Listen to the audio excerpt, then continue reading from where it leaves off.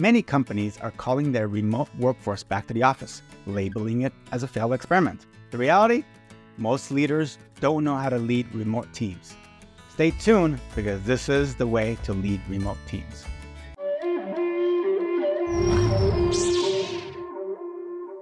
So welcome, Darcy. Hi, very great to be here. Yeah, no, glad to have you. So, just in talking to you, we learned that, you were a successful executive before kind of taking flight and starting your own business about 15 years ago. And now, as part of your business, you're a coach to executives and people, leaders, and teams. You also author 2 books, including the most recent one, Red Carpet Rescue, Save Your Career Without Leaving Your Job. I know how difficult that is because I published 1 book and that was pretty hard. But throughout these 15 years of helping leaders and teams, what are the most common challenges leaders and teams face, irrelevant of the industry? Well, it's interesting, Arden, that the challenges actually seem to be similar, even over time and in industry. So, I think the things that no matter what industry you're in, or no matter what's happening in the economy, or even what's happening in your company, I think one of the biggest challenges that leaders who want to be good leaders of people, not just of processes and business, are having is finding time to really invest in their people, right? There's so much noise around all the other things we need to do in our business. We don't have the slack in our time anymore, not Slack, the technology tool, but Slack, the ability to just say, you know what? I want to have this focused one-on-one and I want to do it every month or do it every quarter. We end up stealing those moments of time for the other stuff we think we need to do. But in reality, leveraging that people time sometimes can be the most important thing we do. So making sure we're prioritizing and finding the time to truly know our people, see them, understand them, I think is probably one of the big themes that I've seen consistent over the years and even more coming to the forefront now.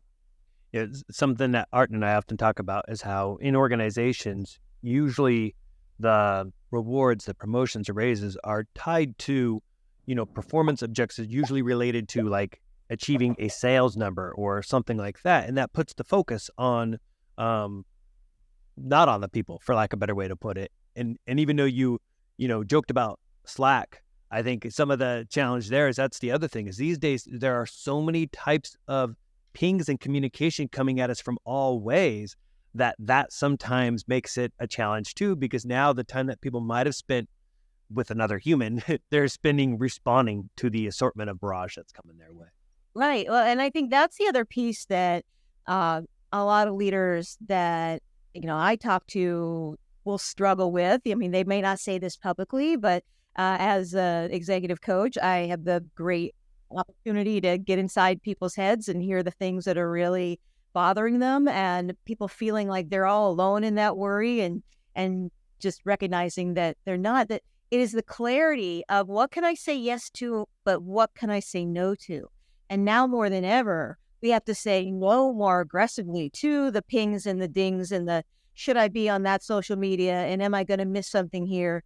Because all of those tools are really designed to tempt the brain, right? So I think it takes self-management, self-knowledge more than ever to be able to say, wait, what's the most important thing that I could be doing in this moment, right now, and not get distracted. So I think that's really another, really a muscle that leaders have to continue to build all the time. Yeah. I mean, when I hear you say it or when I talk about it, it sounds common sense. You're like, well, duh. So at the surface level, I think most leaders know that's what they should do. But how do you see them actually doing it? Like when you get tactical and actually the how-to, how do you recommend a leader actually to do it instead of just talk about it? Yeah. Common sense is not so common anymore, right? And I think that there are a lot of these things, these back to first principles that we're talking about more and more today. And people go, yeah, I know how to do that. But the question is, yes, are you actually doing it? And I think it comes back to going back to who do you want to be? Who is the person that you want to be? And I think we don't always stop and revisit that because, our careers evolve. I mean, even senior leaders, the person they were 5 years ago is not the person they are today. And what do they want? And what do they want their legacy to be? What are their strengths? What are the things they want? So getting that clarity first, and I think helps you decide, great, so if I want to be the person who is known for being a great mentor, I want to be able to see and show a lot of respect to my people, then how do I use that to make better choices? When we're left without a filter, it's really hard to make choices. Like everything seems important. But when we start to apply our own filter of who do I want to be, then I think it's much easier to kind of stay in check with, does that action move me closer to who I want to be or farther away? Now, still not easy, right? Like the human brain is super complicated. And this is where having coaches, this is where following, great podcasts and having people who yes, reinforce, keep me on track of who do I want to be, where I think that's very important now more than ever to keep calibrating that and keeping it in front of us. One of my favorite books that I read in the past 5-6 years is The Hard Things About the Hard Things. And in there, the concept of a wartime CEO and a peacetime CEO gets talked about. And I found that very fascinating because if you are a wartime CEO or a wartime leader, it's going to be very difficult to find time for the people because you're so focused on the war versus the peacetime CEO where things seem to be a little more settled. It's growth mode. It's not, survival mode. How do you see that distinction? If leaders are in those two different shoes, do they still approach it the same way or there's different tactics and strategies? Yeah, well, I might challenge that. I don't think any CEO I've talked to lately feels that they're in peacetime. And I think we're in this myth of wanting there to be a quote unquote peacetime, right? But like we're always striving for more. And the reason that we have jobs to begin with is just a job is just a problem to be solved. And we're not in a shortage of problems to be solved in our world, unfortunately. So I think that we're kind of, in leadership, especially today, I think we're always on kind of a wartime or what's the next battle footing. Although I think we're aspiring to say, well, when things settle out or when things get quiet. And the truth is it never does. And so we have to kind of learn how to, it's riding that wave. I think one of the things I noticed, and this goes to the topic you were introducing earlier about remote work, is that during the pandemic, it was a sprint. It was all of a sudden, bam, now we're a sprint. We're going to do whatever it takes, all hands on deck, whatever. But as anybody who has ever run knows that you can't sprint for the marathon. Like, we're now in the marathon. And I think one of the things I see happening with leaders and in their organizations is that we're still trying to sprint, but, this is why we're burning out, why we're exhausted. It is the marathon of, there's always going to be, to use your word, a war or a battle or something to win over. There's never really going to be peacetime unless we make different decisions to say, this is what we're all about and we're at a steady state. I don't know any business that stays at a steady state today. If so, they might not be around tomorrow. Well, it's true. Right. Great. Yeah. Great insight. And you touched on remote work. And that's kind of what we want to really dig into today. How have things changed? I mean, how does a leader actually now lead remote teams to be effective? Because what seems to be happening is companies are kind of reeling back the remote work And from Michael and I perception is that maybe it's because leaders don't know how to lead remotely. So the default is, well, in the office it worked, so let's get them back into the office. What are your thoughts on that? I think the whole, the movement to remote work, again, was the sprint, was we didn't have any options. And so we made it work and we made it up. But what we forget now that we're in the marathon of whatever this next phase of professional life is and work life is that the old behaviors were already changing before the pandemic. We already, had technology to leverage. The pandemic just accelerated that. We already had a hunger for more work-life cooperation or less separation. It was already happening. So when leaders are trying to figure out, it's like, wait a minute, the sprint behaviors we were doing, we can't maintain that. It was inefficient, which it was, because that's what you do in an emergency, right? Throw anything at it you can. It was inefficient, hard to actually track, and they've seen turnover, people changes, and there's a question around, are we actually moving forward in the non-tangibles, not the tangibles? So I think the easy answer for people is, let's just put a bright line and say, come back to work. Like, let's try to go backwards. And it's not working. I think the smart leaders are really taking a measured approach to saying, what does our work need to look like today? And in theory, especially in the knowledge workplace where people can work from wherever in the world, what actually is that job anymore? I have a client at a large financial services firm, and he has a section of his people that their job is heads down, going through files and checking data things. And their job is not designed, nor do the people in it hunger for a lot of personal interaction. Them coming back to a physical office makes no economic sense, and it doesn't always make personal sense. But somebody who is in a job, even though maybe half of it is done behind a computer, but that is a person, like a collaborative type job, I think those are the ones where it's getting sticky. We think we should be back in the office, but I don't know about you guys, what you're seeing. I have so many clients, like, when we make these blanket statements that we should be back in the office, people aren't there anyway because there's a million exceptions. And, as leaders, we're juggling I want to retain my good people. And sometimes my good people don't want to be in the office or can't be in the office, especially for working parents. Being able to work remotely, work more flexibly has been a big gain. So, the reason I think a lot of leaders are just deciding is because it seems like it's simpler, but it's not. It's time to do the real work to say, in a world where we're going to be working all over the place in all different ways, how do we actually motivate, manage, retain, engage our people, and create the kind of workplace that we want to have? And what have you seen be successful?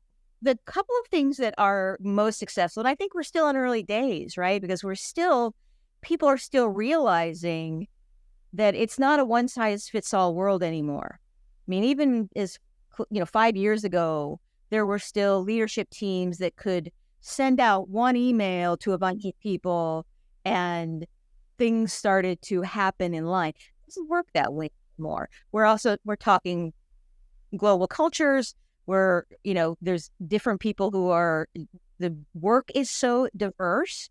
I think what the leaders that are having some success are doing is really getting super clear, again, back to that first principles, what really is the work that needs to get done. And then looking at roles, it's like, so within these roles, what is that level of interaction? And how does that need to be done? I think also they're changing their ways as to how they manage and engage people. And again, instead of a one-to-many approach, it really is hand-to-hand combat. It is, I have to think about every single one of my people and how do they need to be seen? How do they need to be heard? And I think it circles back to the topic we started with of that takes time. People take time. They always have. They always will. And that's a good thing because that's how we get the creativity and the collaboration and the innovation. But as leaders, if we're not creating our jobs so that we can invest that time, then, we're not going to have a workforce that succeeds. We're just going to have eventually a bunch of robots. And there's not a lot of businesses that are going to be able to survive with only the robots.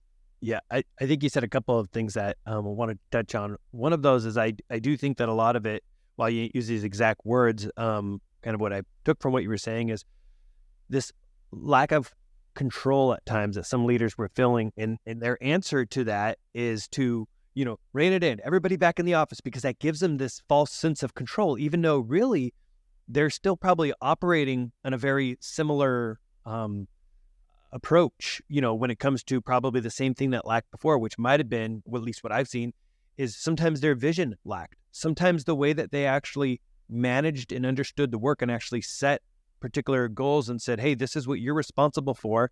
What are the dates that you're going to complete that? Or what is the measurable of how we know that you're successful, at it, and then kind of giving them the rein to do that. But I think a lot of leaders or managers did so in a way that was, okay, everybody, here's what you need. And they never probably fully maximize each individual, but the, again, false sense of control of being in the office gave it to them. But now they're being forced to actually start to individually have these conversations with people and understand what that person needs, which I actually think is healthier, but I think it's something that some leaders struggle with because a lot of people who get in those positions in general, it was just the natural career progression, but there's often a lack of training that ever exists to really know that. Or sometimes, there may be, I don't know if that I want to call it empathy, but I think there is this lack of really that ability or that interest to get to know that individual, understand what makes them tick, and understand how to unlock even more, which benefits the company and that person. But I think that's such a struggle for so many leaders, I think due to lack of training coming into in the first place. Well, and I love what you said about feeling like you're in control. Was this what the basics of how our brain works, the primitive part of our brain, which is one of the things that I write about quite a bit in my latest book, Red Cape Rescue, is that the brain wants control. And the reason that we might do things that are not in our best interest, or maybe sometimes not in the best interest of people we say that we support, is because we're hungry for control. But the only things we control are what we think, what we say, and what we do. And that's it. I can't control my people. I can't control the economy. I can't control how our business is doing, how many customers we have. And I think as a leader, we have to recognize that I only have control over my behavior. So what are the choices that I'm making? And to your point, you can't just broad brushstroke. I worry sometimes that we haven't really taught especially younger managers who aren't also getting some of the human skills and, human understanding in their day-to-day work, because we expect, there's this assumption that people are computers.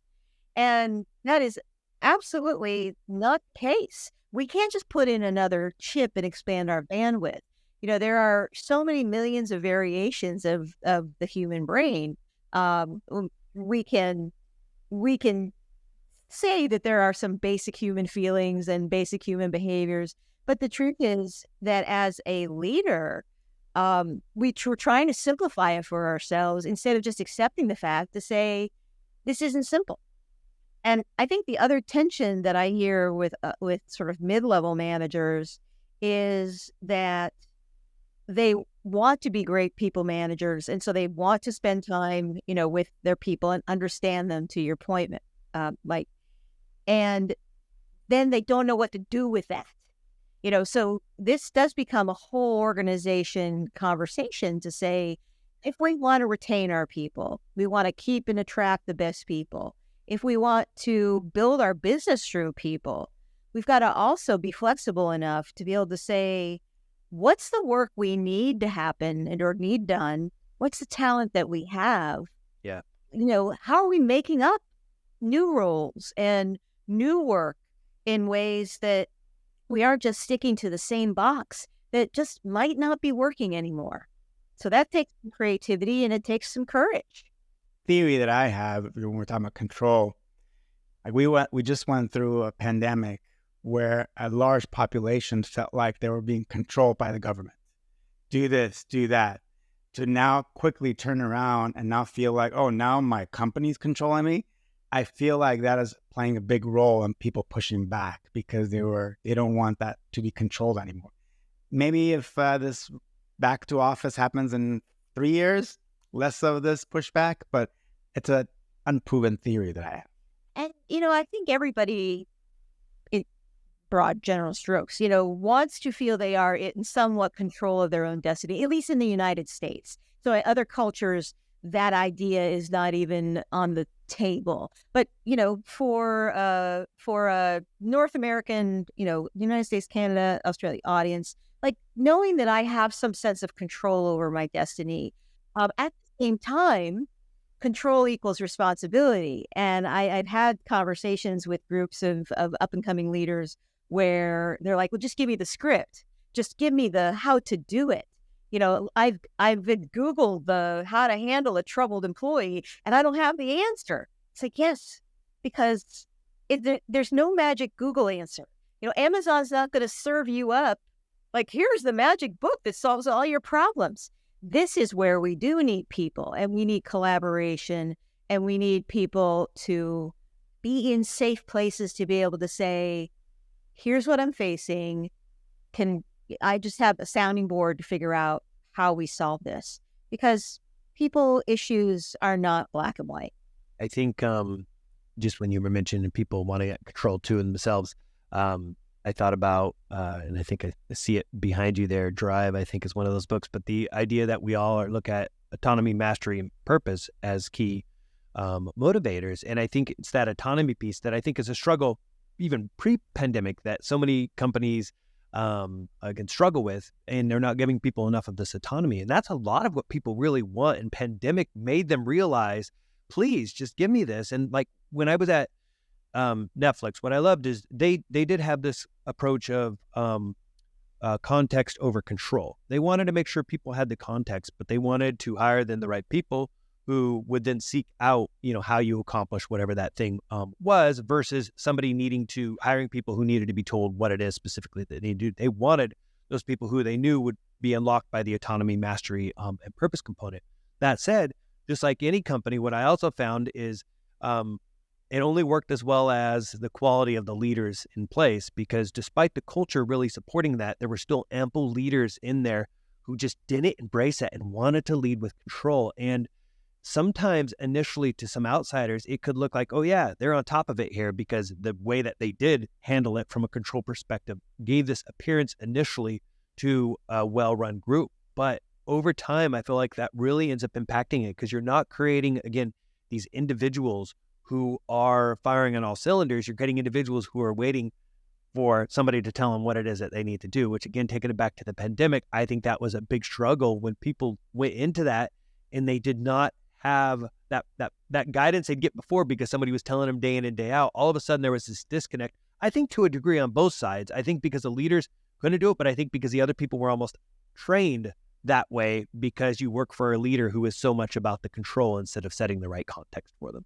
I think, that this is always a human tension, right? Because in some hands, it's, the brain wants to streamline things. The brain doesn't want to expend calories, if you will, on like having to figure a lot of stuff out. So it's like, just tell me what to do. But then feeling like I have no choice, brings up feelings of being trapped, and especially if you don't, to your point about context, understanding why that thing in that way is important. And I think it's always going to be this tension that good leaders are able to communicate the tension of, here's the action, here's the work, here's the accountability, but here's how it connects to something bigger. But, I kind of don't care if you do it, with your left hand or with your right hand. I care about the result. And I think over time, again, when we try to shortcut the conversation or we're in a hurry, we as a leader are often close to, we're close to what we mean. I'll often coach my leaders to say, you have to make the invisible visible.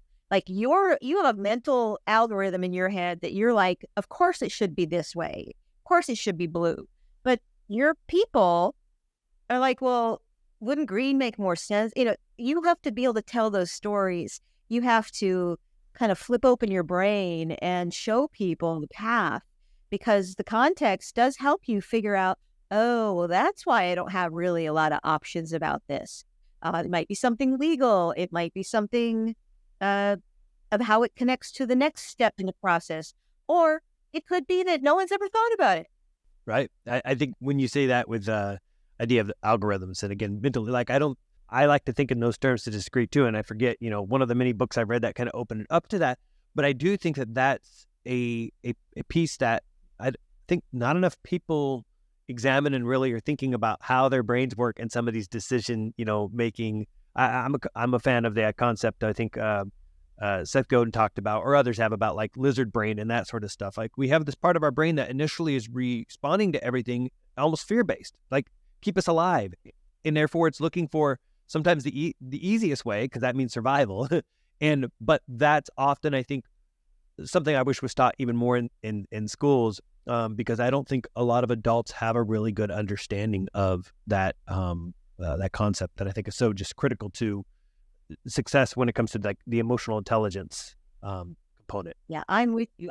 Why we don't teach even, that high school or college age, if not starting, when our kids are in grade school, back to the things you control, that, you can't control somebody. Like you can control your inputs. You can pull only 3 levers.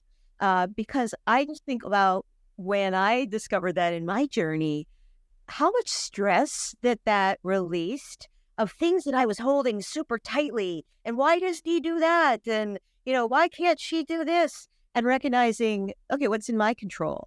Like, then gives you a clear path to action, and, less of feeding into that lizard brain of, well, I should be happy, or everything should be perfect.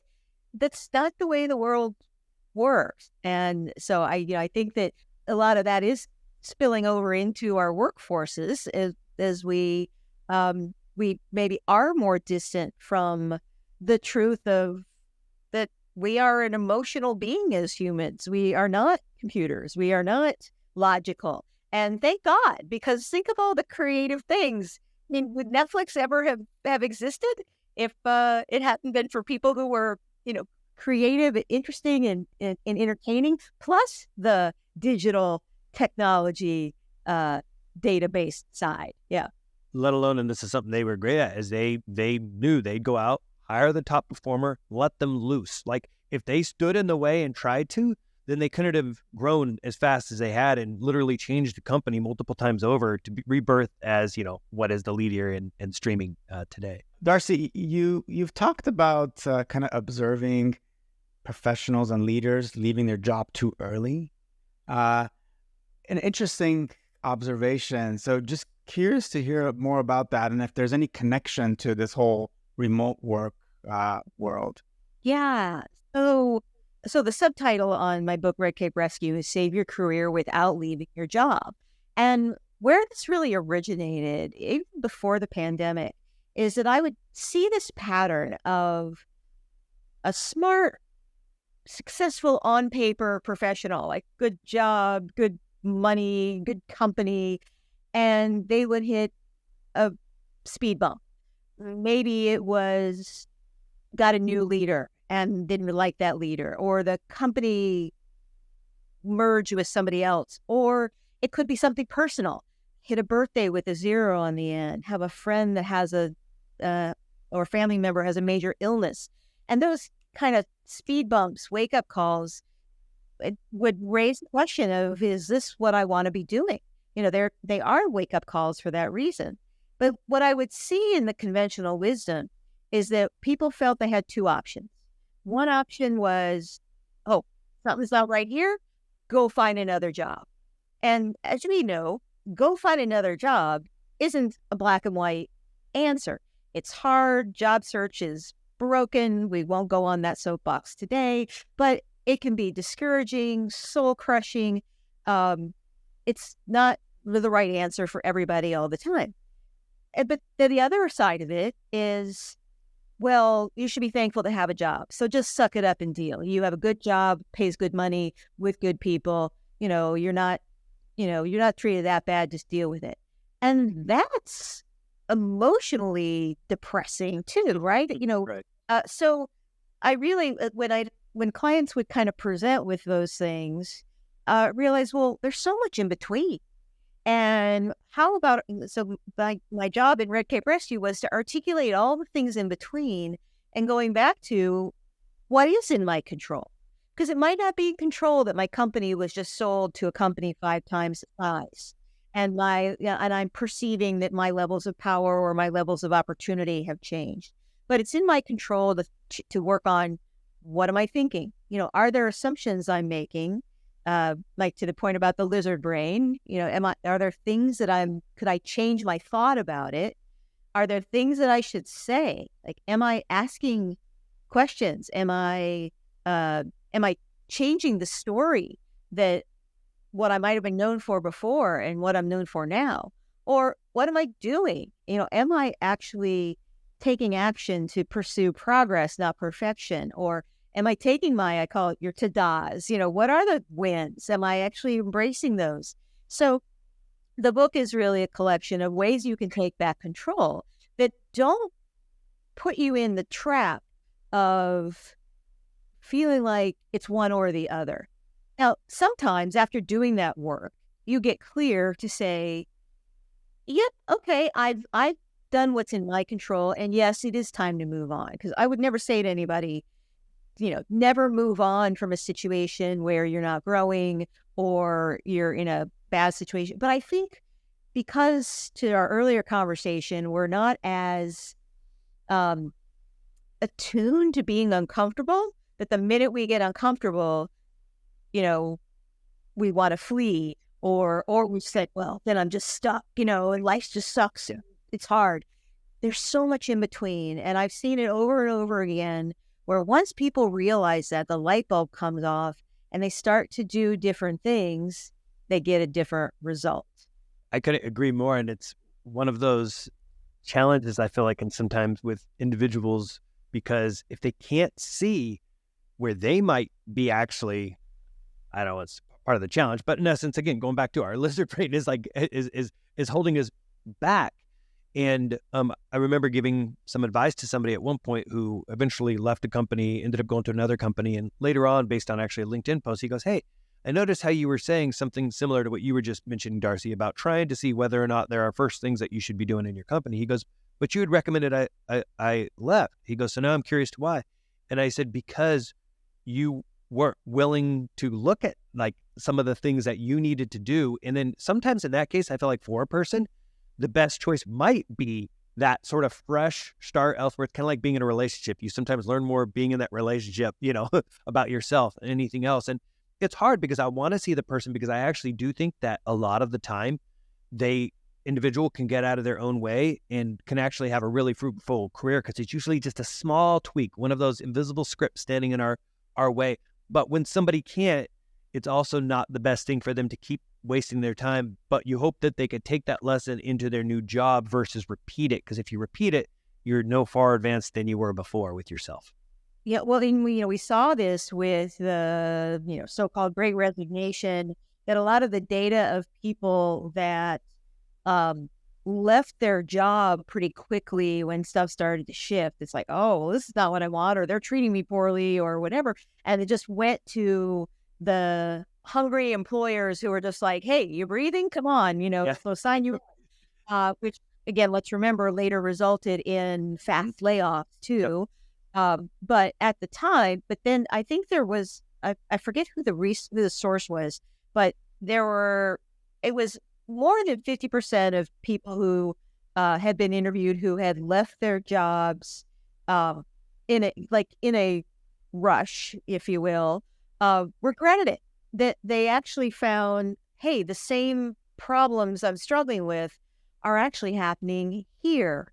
And we were talking earlier about common sense isn't always so common sense. And I always hate the cliches of, well, the grass isn't always greener. But I think the truth is it's do the work to understand the grass, right? And I think we often in a Google, specified world, we think, well, there are no job openings in my company that would be interesting to me. If I don't want to do this job, there's nothing else. We think in binary terms instead of actually thinking about what's the result that I like to create? What are the problems that I love to solve? Like, where are those problems getting talked about, discussed? And one of the things that I've had a lot of great success in doing, and I'm really proud of my clients who have taken these on, is making up their own roles, even if it might be called the same thing. But it's like, you forget, work is all made up. At some point, somebody made up the things you are doing. So let's say that there's not a new problem out there that you can make up to solve, and not to wait for somebody to identify. And as you cited Seth Godin before, I always remember him saying, don't wait to be picked. Like, pick yourself. Like, here's a problem I see our company have. Here's a way that I could help that. Are you open to talking more? Like, what's the harm? So many people don't realize that they have that control to create their own role. And I would say for Art and I both in our careers, it's like that's often what had happened in carved out. And I also remember some advice, actually it was one of Arden's former team members. She had said, and whether or not this is good or bad advice, you could determine, but it still stuck with me. Her boss had told her before, he goes, careful not to be too good at that paperwork, because if you are, they're just going to give you more of that paperwork. And it's interesting, even though at the same time, you're like, well, wait a minute, here's somebody who needs to do the paperwork. But there is a sort of thing to it that, the things that we tend to, do that good job at, oftentimes people ask us to solve more of that. And so depending on the type of work that you're doing, and for Art and I, that was heavily leaning into how do we automate these things? How do we do this sort of stuff? And that invites more. And then every time it invites more, it's like, oh, okay, we carved out this little niche in it. And it turns out that we enjoyed that because that was our outlet for problem solving. And I think when each person can figure out what that is for themselves and then start carving out a role, that's actually also how I think some people who might not want to be people managers or aren't equipped for it, and they feel stuck because sometimes companies are like, well, in order to get to that next level or that next pay, you need to manage people. Well, at times, actually, you can get there by unlocking and creating, again, this new pathway that a lot of people just don't think about because you see these standard rules for what they are. But positioned the right way, even the leaders can start saying, yeah, this is actually pretty incredible. This independent, this IC over here can create so much value. They've carved out this new role on their own. So yeah, I'm a big fan of that. I wish more people, thought about that. Maybe this will help. Well, and I think, even if you're somebody who's like, I need a new job, or I'm moving to a new city, and I want to, that you're ready for a wholesale change. I think going back to what are the problems that I solve? What's the pain that I relieve? Is such a more interesting conversation and awareness, back to clarity, than what jobs are there for me. So when you go seeking out the problem, like who has these problems that I'm interested in? I have a friend who is a expert in compensation, high level complex compensation, but she is really interested in how it affects like a retail environment and, the whole business of making, big change, like companies that she works in, making that business work better. So it's like, where is that problem? Like every retailer has that problem. I mean, that opens up a whole slew of, it's not, oh, I'm a compensation professional. It's like, hey, I actually help, people run their business better by understanding what they're paying their people. I mean, that's something would be like, wow, I want one of you. Can we talk more? Yeah, absolutely. I also think the benefit people get in starting to see themselves like that is it also opens up more opportunities for those who later might be saying, maybe there's a job where I do this on a consultant basis, helping multiple companies. Like when you start thinking about those skills that you have, it opens you up to a lot more opportunities. I think, as you were mentioning earlier, and I'm a big fan too of people having this sense of where they want to go. And then, I like to work with individuals and try to get them think far enough in the future, but then they work back to the part they'll really focus on in the next year, which is, okay, 1 year from now, then what does that mean? What are you trying to achieve? And I think it's the same whether or not somebody is within a company or deciding that they want to parlay that to something else. But having clarity on what that is helps to make the right decisions around that. I think it's when people have that lack of clarity that they then do make those decisions, sometimes based more on what they feel this lack of control on versus actually, I don't know, turning it to a little more of a non-emotional decision instead of the emotional decision that they might trigger. And clarity things work, right? Because we need guides to help us get. We need mirrors to be able to hold what we're saying we want up to us, and we need to put the reps in, because it's I always think like waiting for that lightning bolt. Like the next opportunity isn't going to fall from your living room ceiling. It's not a moment. It really does take looking hard and saying, what is it that I really want? If nobody cared, one of my favorite questions, nobody cared, like, what are the 2 or 3 things where I'd want to be spending my time? What are the 2 or 3 things that that I'd want to be known for? The kind of problems that I want to be known for solving.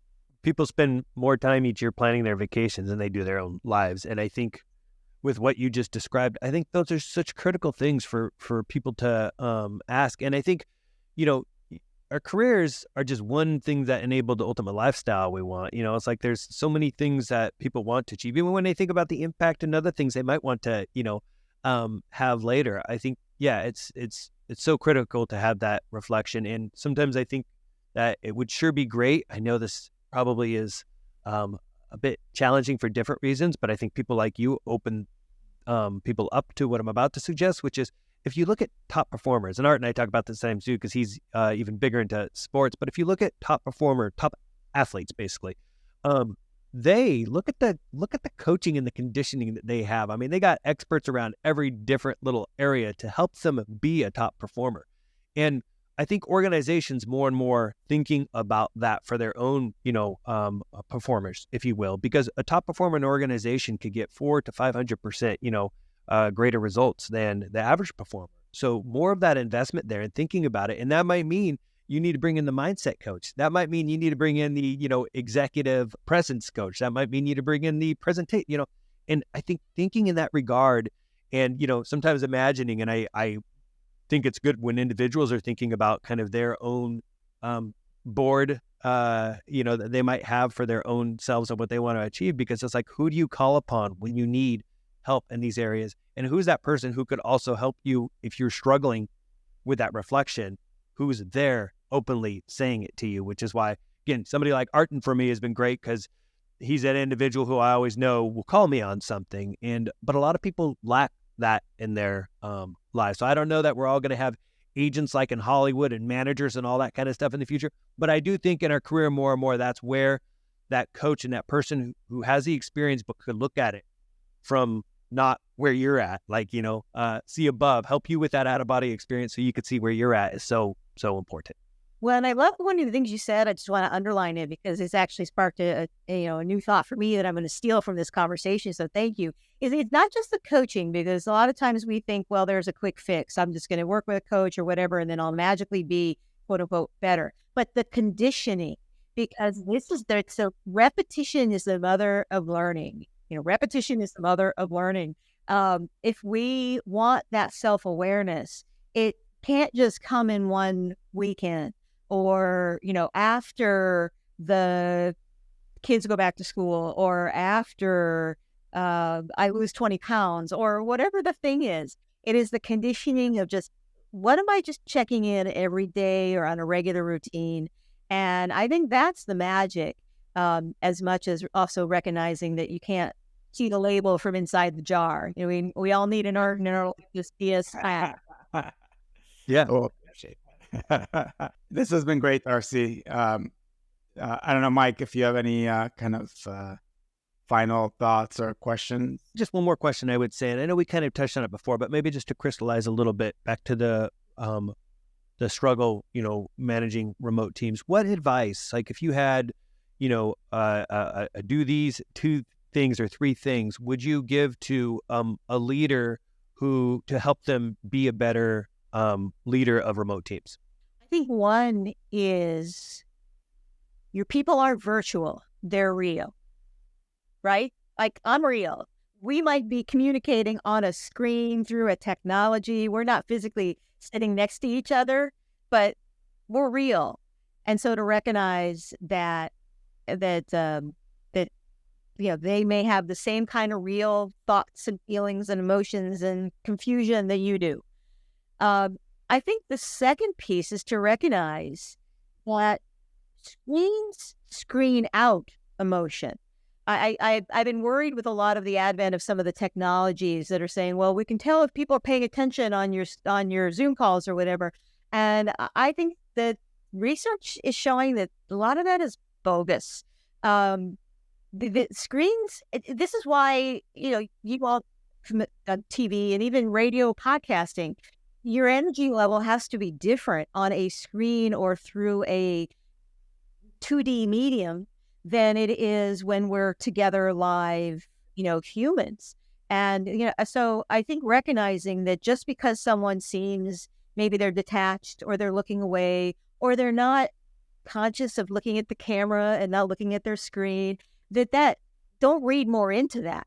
Use that to ask better questions and find the ways to have a real conversation. And, sometimes get out of the screens. Even if you can't be in person, go back to the old-fashioned phone call. I have more clients these days saying, would you mind if we do that as a phone call and not a Zoom call? I'm like, yes, let's get on our feet. Let's get on our bodies and talk and walk. So I think those are a couple of just quick tips that are very tactical that anybody can do to just connect better without really making it harder. Again, it's just awareness. Great tips. And I think you in capturing, that as self-awareness is critical.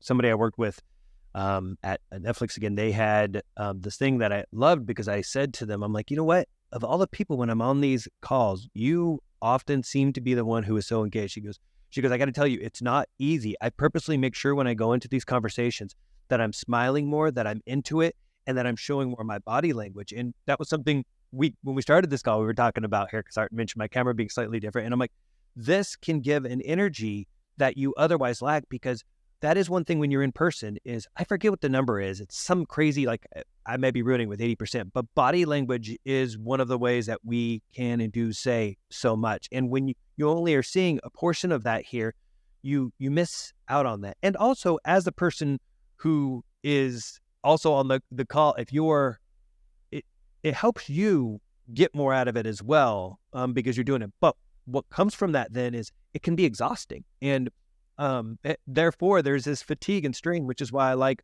what you're saying with those calls sometimes. And I admit, like for me, when I'm driving in the car, that's one of my favorite times for the calls, because I actually feel like I'm so engaged with them, sometimes more than I can be in a setting like this. Or I like taking the walks where I've got the person there too, because there's just something different about that lets you, I don't know, sometimes you have to, for a VC, turn on, I don't want to call it a performance, but there's this different thing that you have to do. And so I think people have to figure that out too when it comes to timing their calls and thinking about that. And especially with their team members, okay, is there a time of day where you can give more of that energy that they need? Because if so, optimize probably around that time will also help that leader be engaged. And I had a leader that once had a friend of mine follow along as an executive coach, follow along. And, the executive coach had asked the leader, said, well, why weren't you happy with that team meeting? And he's like, the team meeting went great. He's like, you need to tell your face that. I mean, the level of the smile or I mean, we forget if we are not in person, we are hungry for clues, right? We are always looking for clues. And so as the leader, as a person in charge, to your point, like being able to show, if I'm going to show up, I'm going to show up full out. I'm going to show up with energy. If I have to show up and I'm not in energy, I'm actually going to say it. I'm going to say, hey guys, I just want you to have the context. Not feeling great today, or the baby's sick, or whatever's going on. But being able to help people see that and to recognize that they actually do need to see you smile and hear you laugh, or hear, hey, that's a great idea. More, even if you're thinking it, like make the invisible visible, bring it out. Yeah. When you say make sure your face knows that, it makes me think of the movie Inside Out, when you see everything going on inside of the head, but outside of it, you might not yet. Yeah. It's like, because there could be that, but there's that. And I love making you say invisible visible. That's a great way to look at it. Yeah, that's great. Great. Darcy, this was great. So to kind of end this, where can people find your book and where can people find you? You can find the book any online bookseller, the Zon or the Barnes and Nobles or anywhere, or go to redcaperescue.com and you can find booksellers around the world. And of course, I'm at redcaperevolution.com. At redcaperevolution.com/insider is where you can sign up for my weekly strategies and stories, where I just tell things that are happening in all around the world and the workplace and careers, and it's a great place to stay in touch. Awesome. I have to ask, did you say the Zon? Or did you say the Zon? Is that what you said for Amazon? I said Zon, on the Zon. On the Zon. I hadn't heard that. I like it. I do call Starbucks the Buck, so I do appreciate your Zon, but I've never heard of it that way before. So I'm bringing that into my vocabulary. As we know, our favorite, it's not just a bookseller anymore, is a giant. So I figure they need their own nickname. Yeah, that's awesome. I like it. Awesome. Well, again, thank you so much. And for everybody watching or listening, please share and comment below if there's any questions you have. Again, we'll see you next month. Thank you.